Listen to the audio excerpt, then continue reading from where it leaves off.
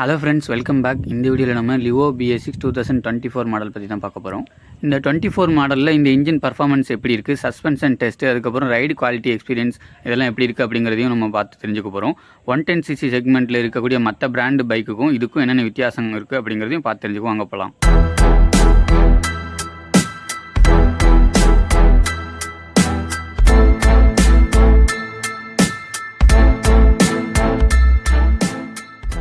இந்த வீடியோ ஃபுல்லாக பார்த்துட்டு யூஸ்ஃபுல்லாக இருந்துச்சுன்னா நிறைய பேருக்கு ஷேர் பண்ணுங்கள். நம்ம சேனலில் புதுசாக பார்க்குறவங்க சப்ஸ்கிரைப் பண்ணிவிட்டு ரெகுலர் நோட்டிஃபிகேஷனுக்கு பெல் பட்டன் நமக்கு ஆளில் போட்டுங்க. பைக் அண்ட் ஸ்கூட்டர்ஸ் ரிவ்யூ உங்களுக்கு 1 மினிட்லேயே வேணும்னா நம்ம ஷார்ட்ஸ் சேனலையும் சப்ஸ்கிரைப் பண்ணிவிட்டு பெல் பட்டனை ப்ரெஸ் பண்ணிக்கோங்க.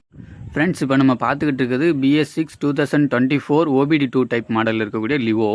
இது 110cc செக்மெண்ட்லேயே ஒன் ஆஃப் தி ஸ்டைலிஷ் பைக்னா இதை சொல்லலாம்.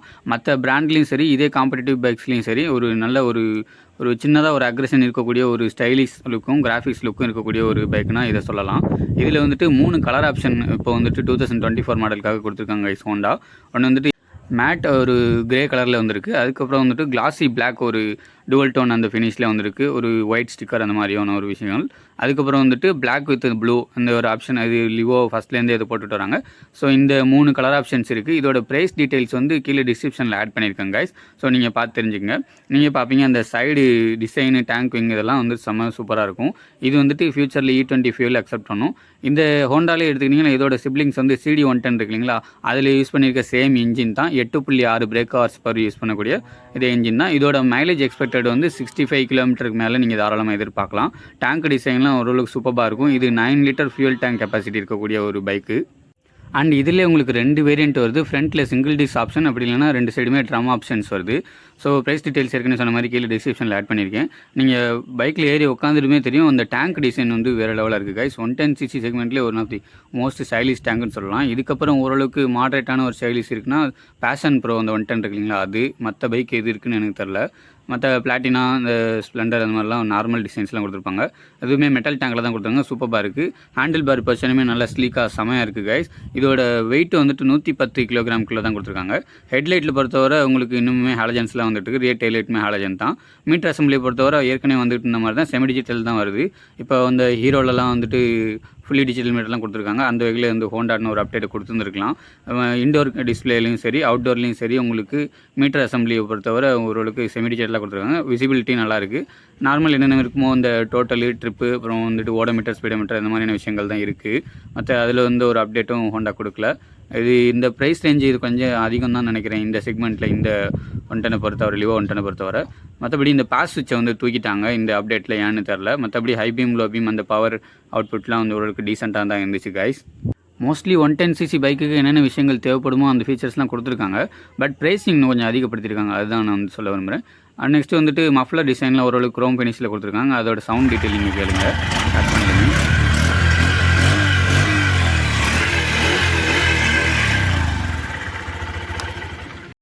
ஸோ இது டிப்பிக்கலாக ஹோண்டாலேருந்து வரக்கூடிய ஒரு இன்ஜின் தான் 110cc. இது இப்போ BS6 OBD2 அப்டேட் கொடுத்துருக்காங்க. ஸோ இது ஃபியூச்சரில் E20 அக்செப்ட் பண்ணும். பைக்கில் ஏறி உட்காந்துமே அந்த ரைடிங் எர்கானமிக்ஸ்லாம் சூப்பராக இருக்குது. இதோட வெயிட் 110 கிலோகிராம்குள்ளே தான் கொடுத்துருக்காங்க. ஹேண்ட்லிங்கும் சூப்பராக இருக்கும். இப்போ நம்ம கையில் இருக்கிறது பிளாக் டிஸ்க் வேரியன்ட் இருக்குது, சிங்கிள் டிஸ்க் ஆப்ஷன். இதோட ப்ரைஸ் டீட்டெயில்ஸ் கொஞ்சம் மாறுபடும். அரௌண்ட் 1 lakh வரும்னு நினைக்கிறேன் ஆன் ரோட் ப்ரைஸு. இது 110cc. இதோட மைலேஜ் எக்ஸ்பெக்டட் 65 ஆல்ரெடி சொன்ன மாதிரி நம்ம எதிர்பார்க்கலாம். நீங்கள் ஏறி உட்காந்ததுமே உங்களுக்கு சிங்கிள் சீட் அந்த பொசிஷனுமே ஓரளவுக்கு நல்லா இருக்குது. ரியரில் நல்ல ஒரு கிராப் ஹேண்டிலும் கொடுத்துருக்காங்க. உங்களுக்கு சீட் ஹைட்டுமே நல்லா 5 அடி ஆளாக இருந்தால் கூட உங்களுக்கு நல்லாவே செட் ஆகும் கைஸ். இந்த டிசைனுமே சைடில் டேங்க் டிசைன், ஸ்டவுட் எல்லாமே நல்லா இருக்குது. பட் இதில் நெகட்டிவ் என்னென்னா உங்களுக்கு ரீசேல் வேல்யூ இருக்காது இந்த லிவோ பொறுத்தவரை. மற்றபடி எல்லாமே சூப்பராக இருக்குது. நீங்கள் ஒன்ஸ் இதை எடுத்துட்டிங்கன்னா மோஸ்ட்லி இதே தான் யூஸ் பண்ணிங்க, அந்த மாதிரியான ஒரு ஃபீச்சர்ஸ் தான் இருக்குது. Light weight and handle bar எல்லாமே சூப்பராக இருக்குது சிங்கிள் பீஸில். ஸ்பீடோமீட்டர் கன்சோலும் ஓரளவுக்கு அப்டேட்டடாக தான் இருக்குது. பட் இருந்தாலும் செமி டிஜிட்டல் கன்சோல் கொடுத்துருக்காங்க, நல்லா இருக்குது கைஸ். இப்போ நம்ம பைக்கை ஓட்டிகிட்டே பேசுவோம். இப்போ இதில் பேட்டரி கனெக்ட் பண்ணல. ஸோ நம்ம கிக்கர் யூஸ் பண்ணி பெட்ரோல் போட்டிருக்கோம், ஒரு 500 ml போட்டிருக்கோம். ஸோ மைலேஜ் தரும் பைக்குங்கிறனால ஷார்ட் ரைடுக்காண்டி நம்ம இப்போ ரைட் பண்ணி பார்ப்போம். ஸோ கிக்கரும் கொடுத்துருக்காங்க. நம்ம ஸ்டார்ட் பண்ணிட்டோம் இப்போ பைக்கை. ஆல்ரெடி நீங்கள் எக்ஸாஸ்ட் நோட் கேட்டிருப்பீங்க. நம்ம இப்போ ஃபியூயல் மினிமம் 1 லிட்டர் நீங்கள் மெயின்டைன் பண்ணிக்கிறது நல்லது. நம்ம டெஸ்ட்டுக்காண்டி இப்போ சும்மா 500 ml மட்டும் போட்டிருக்கோம். ஸோ வண்டி ஆஃப் ஆகிடுச்சு. இப்போ தான் அவங்க ஃபஸ்ட்டு ஸ்டார்ட் பண்ணுறோம். ஸோ உங்களுக்கு வந்துட்டு நல்லாவே இருக்கும். இன்ஜினை பொறுத்தவரை இந்த ட்ரைவ்ஸும் சூப்பராக இருந்துச்சு. இது 110cc இன்ஜினால் நல்ல மைலேஜ் எக்ஸ்பெக்ட் பண்ணலாம்.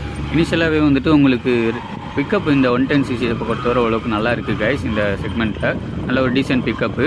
ஸோ மைலேஜும் உங்களுக்கு தாராளமாக தரும். இன்ஜின் வந்துட்டு ஆல்ரெடி ஹோண்டா இன்ஜின் உங்களுக்கே தெரியும், நல்லா ஸ்மூத்தாகவும் ரிஃபைண்டாகவும் கொடுத்துருக்காங்க. பட் நீங்கள் கியர் ஷிஃப்டிங் வந்துட்டு பிக்கப் கொஞ்சம் அதிகமாக இருக்கனால கியர் ஷிஃப்டிங் டக்குன்னு பண்ணிடுறது நல்லது. இது 4 ஸ்பீட் மேனுவல் கியர் பாக்ஸ் தான். கொஞ்சம் கியர் வந்துட்டு லேக் பண்ணிங்கன்னா அந்த வைப்ரேஷன்ஸு பயங்கரமாக ஃபீல் ஆகுது. இது அரௌண்ட் 7700 RPM நினைக்கிறேன். அதுக்குள்ளே ஒரு பிக்கப் நல்லா இருக்கனால ரீச் ஆகிடுது.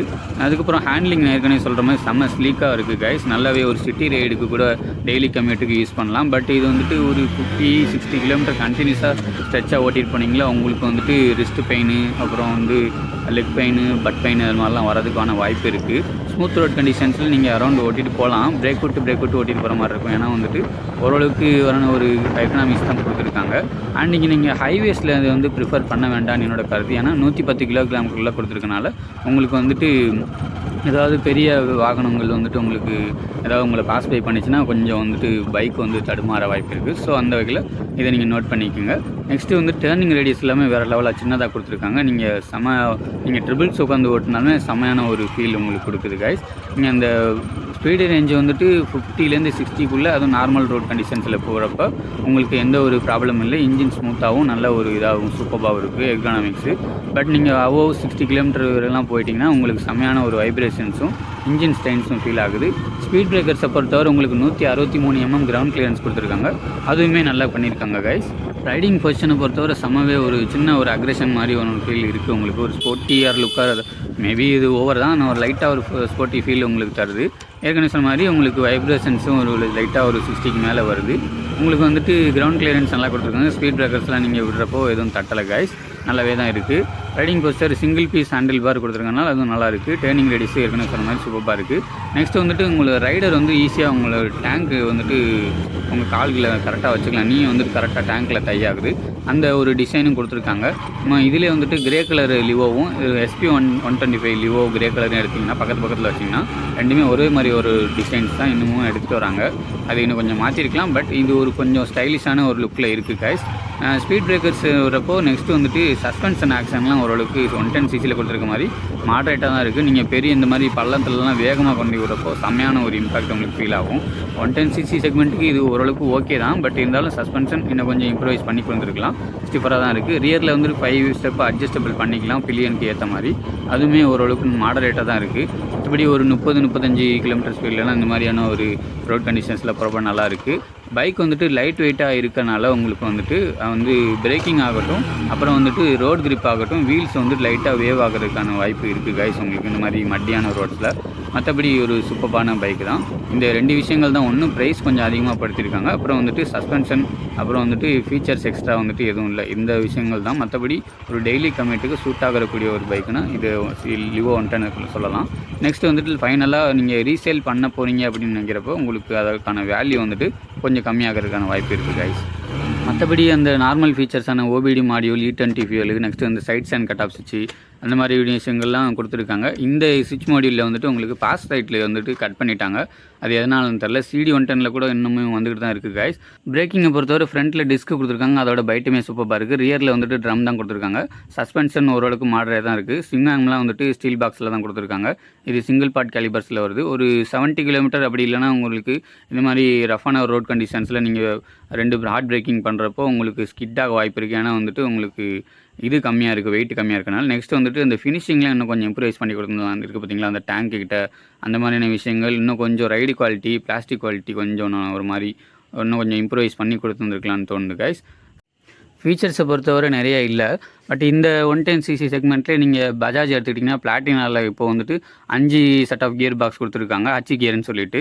அதுலேயுமே உங்களுக்கு வந்துட்டு நல்லா இருக்கும். ஹைவே க்ரூசிங்க்கு சில பேர் ப்ரிஃபர் பண்ணுவீங்களே, அது மாதிரி ரியர் சஸ்பென்ஷன் நல்லாயிருக்கு. ஃப்ரண்ட்டில் வந்துட்டு சிங்கிள் சேனல் ABS வர மாதிரியான விஷயங்கள்லாம் கொடுத்துருக்காங்க. இந்த இதில் வந்துட்டு இந்த ஃபீச்சர்ஸ்லாம் இல்லை. இதே வந்துட்டு ஹீரோ பைக்ஸ் எடுத்துட்டிங்கன்னா ஸ்ப்ளெண்டரில் வந்துட்டு fully digital meter i3s technology 110cc செக்மெண்ட்லேயே இதெல்லாம் வந்துடுது. ஸோ அதை கம்பேர் பண்ணுறப்ப இது கிட்டத்தட்ட CD 110 மாதிரியே தான், எந்த ஃபீச்சர்ஸும் இல்லாமல் இருக்குது. பட் உங்களுக்கு ஸ்டைலிஷ் லுக்கில் ஒரு 110cc செக்மெண்ட் வேணும், நல்ல மைலேஜ் இருக்கக்கூடிய ஒரு பைக் வேணும்னா நீங்கள் தாராளமாக இதில் சூஸ் பண்ணிக்கலாம். இந்த ப்ளூவுமே ரொம்ப சூப்பராக இருக்குது. இந்த 3 கலர் ஆப்ஷன்ஸில் உங்களுக்கு எது பிடிச்சிருக்கு அப்படிங்கிறதையும் கமெண்ட்ஸில் தெரியப்படுத்துங்க கைஸ். நெக்ஸ்ட் ஒரு நல்ல வீடியோவில் பார்ப்போம். Everybody knows that I'm breaking down. Everybody knows I ain't faking now.